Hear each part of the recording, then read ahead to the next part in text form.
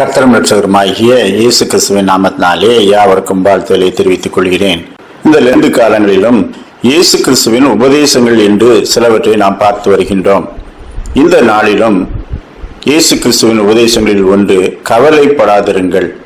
நீதிமொழிகள் 12ஆம் அதிகாரம் 25ஆம் வசனம், மனுஷனுடைய இருதயத்தில் உள்ள கவலை அதை ஒடுக்கும், நல் வார்த்தையோ மகிழ்ச்சியாக்கும். தேவகுமாரனின் மலை பொழிவிலே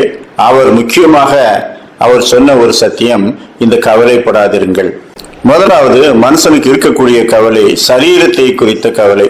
அதைத்தான் ஆண்டவர் சொல்லுகின்றார், நீங்கள் உணவுக்காக கவலைப்படாதிருங்கள், உடைக்காகவும் கவலைப்படாதிருங்கள். இவை எல்லாவற்றையும் பரமபிதா உங்களுக்கு தந்தருளுகிறார். அதற்கு தேவகுமாரன் உதாரணமாய் காட்டுகிறது என்ன? ஆகாய்த்து பறவைகளையும் காட்டு புஷ்பங்களையும் காட்டு புல்லையும் அவர் கவனித்து பார்க்க சொல்லுகின்றார். அவை எல்லாவற்றுக்கும் தேவன் பிழை போட்டி நேர்த்தியாய் உடுத்துவிக்கிறார். எனவே உங்களுக்கு ஆகாரம் அளிப்பதும் உங்களுக்கு உடுத்துவிப்பதும் அதிக நிச்சயம் அல்லவா என்று சொல்லுகின்றார். மத்தேயு 6ஆம் அதிகாரம் 25ஆம் வசனம், ஆகையால் எண்ணத்தை உண்போம் எண்ணத்தை குடிப்போம் என்று உங்கள் சரீரத்துக்காக கவலைப்படாதிருங்கள். ஆகாயத்து பறவைகளை கவனித்து பாருங்கள், அவைகளையும் உங்கள் பரமபிதா பிழை போட்டுகின்றார். உடைக்காகவும் நீங்கள் கவலைப்படுகிறது என்ன? காட்டு புஷ்பங்களை கவனித்து பாருங்கள், அவைகள் நூற்கிறதும் இல்லை, நெசவு நெய்கிறதும் இல்லை. ஆகிலும் சாலமன் முதலாய் தன் சர்வ மகிமையிலும் அவைகளில் ஒன்றை போலாகிலும் உடுத்தியிருந்ததில்லை. அவ்வளவு நேர்த்தியாக பூக்கள் பூக்கின்றன, மலர்கள் மலர்கின்றன. அற்ப விசுவாசிகளே, இன்றைக்கு இருந்து நாளைக்கு அடுப்பிலே போடப்படும் காட்டு புல்லுக்கு தேவன் விதமாய் உடுத்துவித்தால் உங்களுக்கு உடுத்துவிப்பது அதிக நிச்சயம் அல்லவா என்று சொல்கின்றார். பறவைகளை பார்க்கலாம், காட்டு புஷ்பங்களை பார்க்கலாம், நாம் விசேஷித்தவர்கள் என்று படைத்தவராகிய தேவகுமாரன் சொல்லிவிட்டார். எனவே நாம் தேவனை விசுவாசித்து கவலையிட்டிருக்க வேண்டும் என்று கற்பிக்கின்றார். இரண்டாவது, எதிர்காலத்தை குறித்த கவலை. இன்று வரை எல்லாம் நல்லாக இருக்கிறது, நாளை தினம் எப்படி இருக்குமோ என்று கவலைப்படுகிறோம். ஆனால் தேவகுமாரன் சொல்லுகின்றார், நாளைக்காக கவலைப்படாதிருங்கள், நாளைய தினம் தனக்குள்ளவைகளுக்காக கவலைப்படும் என்று சொல்லுகின்றார். அந்தந்த நாளுக்கு அதினதின் பாடு போதும். அவர் எல்லாவற்றையும் நேர்த்தியாய் செய்திருக்கிறார். அதினதின் காலங்களிலே அவர் எல்லாவற்றையும் சரியாக வரப்பண்ணுகிறார். ஆகாயத்திலே சுழலும் சகல கோள்களையும் அதினதின் காலத்திலே அவர் வரப்பண்ணுகிறார். அவ்வளவு பெரிய பலத்த செய்கைகளை உடையவர்.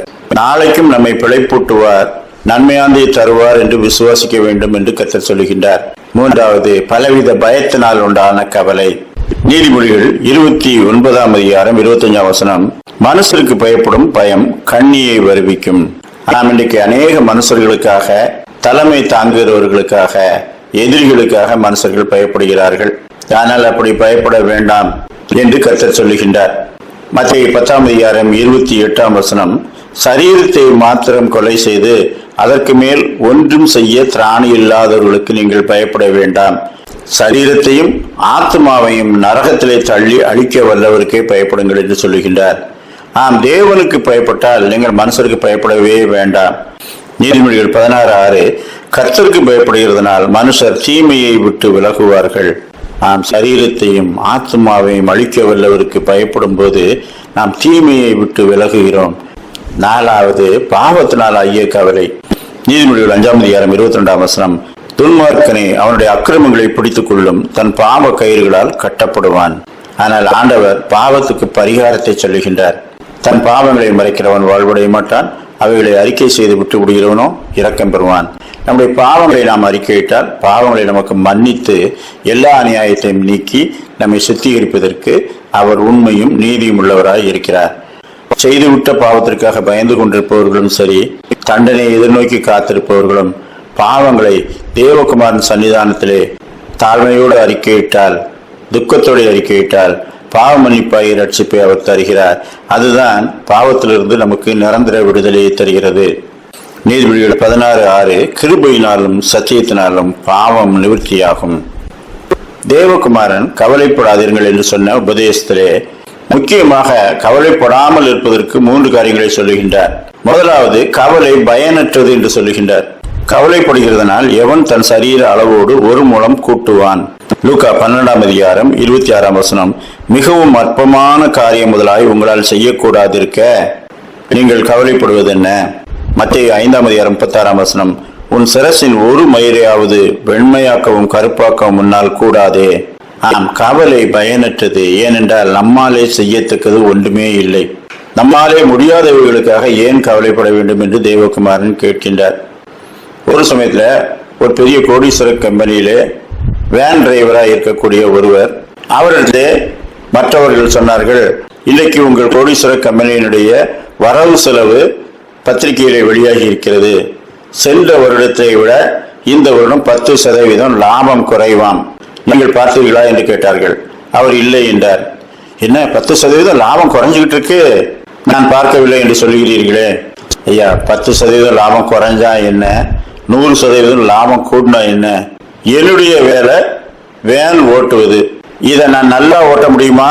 ரோட்டை பார்த்து தான் ஓட்ட முடியும். நான் கவலைப்பட்டு என்ன ஆக போகிறது? ஒருவேளை வண்டியை வேகமா ஓட்டினா லாபம் கூடிருமா? என்னால் செய்யத்தக்கது ஒன்றுமில்லை, பிறகு ஏன் நான் கவலைப்பட வேண்டும் என்று கேட்டார்.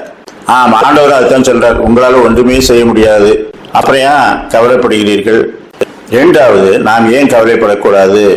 நமக்காக கவலைப்படுவதற்கு வேறொருவர் இருக்கிறார். நம்முடைய கவலைகளை எல்லாம் அவர் மீது வைத்து விடுங்கள் என்று சொல்லுகின்றார். மார்க்கு 4:38 பின்னணியத்தில் அவர் நித்திரையாயிருந்தார். அவர்கள் அவரை எழுப்பி, போதகரே, நாங்கள் மடிந்து போகிறது, உமக்கு கவலை இல்லையா? நாம் காற்றும் கடலும் கொந்தளிக்கும் போது ஒருவர் நித்திரையாயிருக்கிறார். சீசர்களுக்கு பயமும் கவலையும் வந்தது. அதை விட எந்த கவலையும் இல்லாமல் ஒருவர் தூங்கிக் கொண்டிருக்கிறாரே, ஒருவேளை படகு கவிழ்ந்து செத்தால் அந்த தூங்கிக் கொண்டிருப்பவரும் சேர்ந்தேன்னு சாகணும். அதை பற்றி அவங்க யோசனையே இல்லை. நாம கஷ்டப்படுறோம், அவர் நித்திரையாயிருக்கிறாரே, நாங்கள் மடிந்து போகிறது கவலை இல்லையா என்று கேட்கிறார்கள். ஆண்டவர் எழுந்து காற்றியங்கடனை அதட்டி விட்டு, உங்கள் விசுவாசம் எங்கே என்று கேட்கின்றார். அப்படியானால் உங்களுக்குள்ளே நித்திரை செய்து கொண்டிருப்பவர் எப்படிப்பட்டவர் என்று நீங்கள் விசுவாசத்திருந்தால் பயப்பட்டிருக்க மாட்டீர்கள். படகு கவிழுமா கவிழாதா? ஏனென்றால் இவற்றையெல்லாம் படைத்தவர் உள்ளே இருக்கும்போது எப்படி கவிழும்? அதை நினைத்து நீங்கள் வேடிக்கை தான் பார்த்து கொண்டிருப்பீர்கள், இப்படி பயப்பட்டிருக்க மாட்டீர்கள். அதைத்தான் ஆண்டவர் சொல்லுகின்றார், உங்களுக்குள்ளே ஒருவர் வாசம் பண்ணுகின்றார், அவரையும் உங்களையும் சேர்த்து கவிழ்க்கும் ஒரு காற்றும் கடலும் இந்த உலகத்தில் இல்லை. நமக்குள்ளே இருப்பவர் எல்லாவற்றையும் பார்த்து கொள்வார். நாம் அதை குறித்து கவலைப்பட வேண்டிய அவசியம் இல்லை. காலையிலே எழுந்ததும் குழந்தைகள் இன்னைக்கு என்ன சமைக்கணும், காய்கறி இருக்கா, கேஸ் இருக்கா என்று கவலைப்படுவார்களா? கவலைப்பட மாட்டார்கள். அதெல்லாம் கவலைப்படுறதுக்கு அம்மா இருக்காங்க.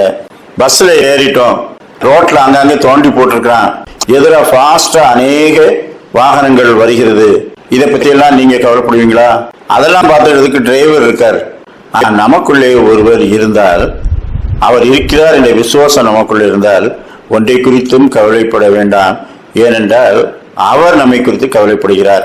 1 பேதுரு 5:6-7 அவர் உங்களை விசாரிக்கிறவரானபடியினால் உங்கள் கவலைகளை எல்லாம் அவர் மீது வைத்து விடுங்கள். அதுதான் ஆண்டவர் சொல்கிறார், வருத்தப்பட்டு பாரம் சுமக்கிறவர்களே, நீங்கள் எல்லாரும் என்னிடத்திலே வாருங்கள், நான் உங்களுக்கு இளைப்பாறுதல் தருவேன். 3வது, நம்முடைய சொந்த இடத்தில் உள்ளவைகளுக்காகத்தான் நாம் கவலைப்பட வேண்டும். அமெரிக்காவிலே தாய் தந்தையர் இருக்கிற ஒருவர் எங்களோடு கல்லூரியிலே படித்துக் கொண்டிருந்தார். அந்த ஒரு மகனை இங்கே படிக்க வைத்து மீண்டுமாய் அமெரிக்காவிலே சேர்த்துக் கொள்வது அவர்களுடைய திட்டமாயிருந்தது. எனவே அவர் இங்கே படித்துக் கொண்டிருந்தார். நாங்கள் எல்லாம் பேப்பர் படிக்கும்போது வேலையில்லா திண்டாட்டம் அதிகரித்துக் கொண்டே வருகிறது. நாம் எல்லாம் டிகிரி முடிச்ச பிறகு என்ன செய்ய போகிறோம், எது படிச்சா வேலை கிடைக்கும் என்றெல்லாம் நாங்கள் டிஸ்கஸ் பண்ணுவோம். அப்பொழுது அவர் சொல்வார், இந்த கவலையெல்லாம் உங்களுக்கு, எனக்கு அந்த கவலை கிடையாது. ஏனென்றால் நான் அது முடிச்ச உடனே அமெரிக்கா போயிருவேன், எனக்கு சிட்டிசன்ஷிப் இருக்கிறது, எனக்கு இந்த வேலையில்லா திண்டாட்டத்தை பற்றி இங்கு உள்ள பிரச்சனைகளை பற்றி எல்லாம் கவலை இல்லை என்று சொல்வார். இங்கிருக்கும் பிரச்சனைகள் அவரை பாதிக்காது. பிலிப்பியர் 3:20 நம்முடைய குடியிருப்போ பரலோகத்தில் இருக்கிறது, அங்கிருந்து கர்த்தராகிய இயேசு கிறிஸ்து என்னும் இரட்சகர் வர எதிர்பார்த்து கொண்டிருக்கிறோம். பூலோகத்திலே உங்களுக்கு ஒன்றும் சேர்த்து வைக்க வேண்டாம், இங்கே பூச்சியும் துருவும் கெடுக்கும். பரலோகத்திலே உங்களுக்கு சேர்த்து வையுங்கள், அங்கே பூச்சியாவது துருவாவது கெடுப்பதில்லை. பூமியில் இருந்து கொண்டே பரலோகத்திலே பொக்கிஷங்களை சேர்த்து வைக்க வேண்டும். நாம் என்றென்றைக்கும் இருக்க போகிற இடத்திலே சேர்த்து வைப்பதுதான் புத்திசாலித்தனம். என்றென்றைக்கும் இருக்கிற ஒரு ராஜ்யம், என்றென்றைக்கும் நாம் தங்க போகும் இடம், அந்த இடத்தை குறித்து கவலைப்படுங்க. அதை உணர்ந்தவர்களாய் கர்த்தருக்கு நாம் நன்றி செலுத்துவோம். அப்படிப்பட்ட சிந்தனைகளை கர்த்தர் இந்த நாளிலும் நமக்கு தந்தருள்வாராக. ஆமேன்.